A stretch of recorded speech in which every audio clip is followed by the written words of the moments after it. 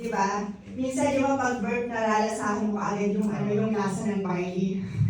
Yun, it means tunaw na kaagad sa ating katawan. Yan.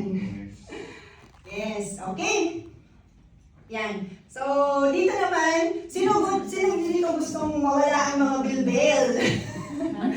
Pero dito sa pag-inom po ng amazing grape juice, ito po ay healthier naman po yung ating pag-lose ng weight. So yung fats dito, kino-convert po sa energy. Kaya it means, habang umiinom po tayo nito, nag-lose tayo, pero yung pag-lose natin, in a healthier way, kumbaga, yun dito. Kasi parang umiinom lang tayo ng juice everyday.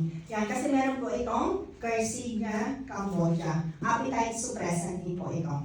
Yan, so dito, yan, katulad din si Sir, before and after na lalagay kanyang pants.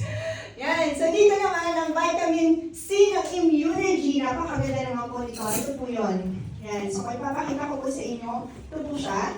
Yan. 50 capsule po siya. 4-in-1 na po siya. Why? Kasi meron na po siyang vitamin C, D, zinc, and moringa oleifera. Yung moringa oleifera, ito po yung malunggay.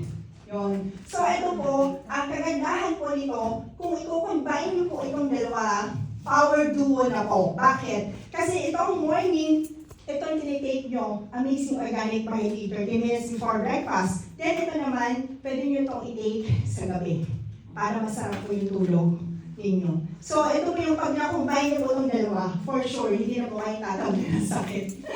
Ayan. So dito po talaga, at the same time, kailangan din po natin ng tamang tulog, pahinga, at supplement sa katawan natin para mapaboost po yung immune system natin at hindi na po tayo magkasakit dito sa ibang bansa.